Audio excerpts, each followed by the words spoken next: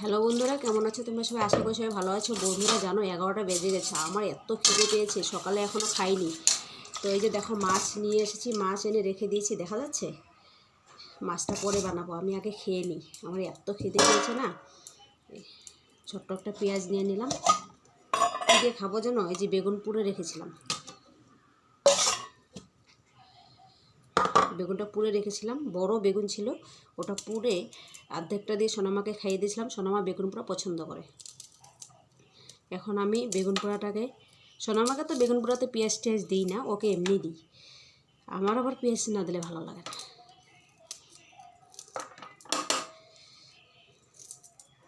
ছেলেও বেগুন পোড়া খায়, কিন্তু ওর বেগুন পোড়াটা হঠাৎ, কিন্তু ওর বেশি পছন্দ হচ্ছে আলু আলু ভাজি, আলু সিদ্ধ, এগুলো।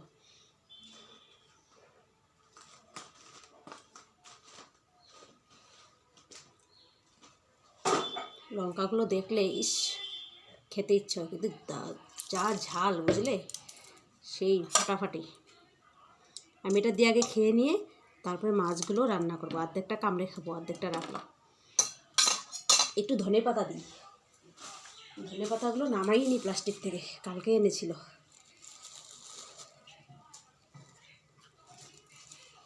আমাদের আবার সবই তো কিনা, সব কিনে খাই।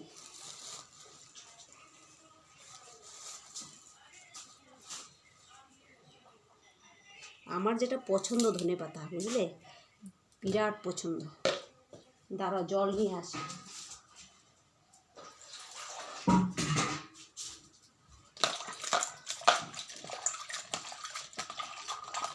ধনে পাতা বাটা করতাম, এখন করলাম না।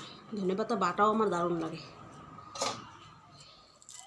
পরে করে নেব একটা।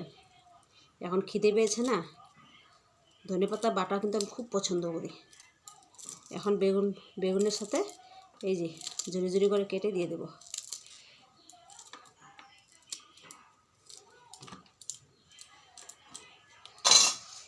একটু সর্ষে তেল আর একটু লবণ, কাঁচা তেলই, সব কাঁচা, শুধু বেগুনটা পুরা। বেগুন তো আর কাঁচা খাওয়া যাবে না।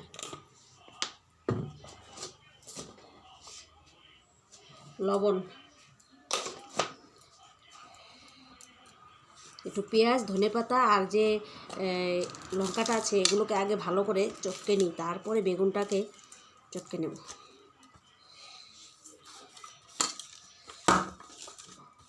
ঠান্ডা দিনের এইগুলো কিন্তু খাওয়াটা কিন্তু দারুণ লাগে।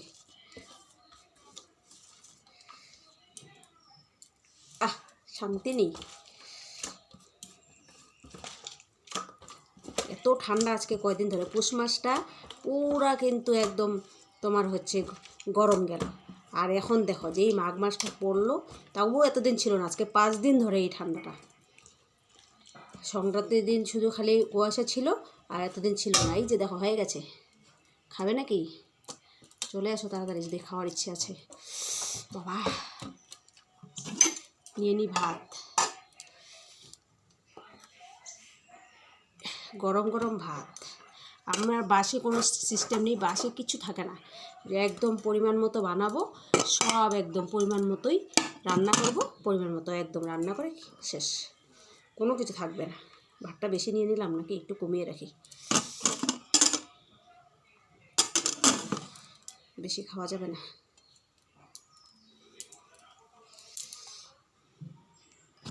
আগে খেয়ে নিই, তারপরে সোনামাকে স্নান করিয়ে দেব। ওকে স্নান করিয়ে দিয়ে, ঘুম পাড়িয়ে দিয়ে, তারপরে আমি শুধু সবই রান্না হয়ে গেছে। ওই মাছ, খালি মাছের ঝোলটা বানাবো।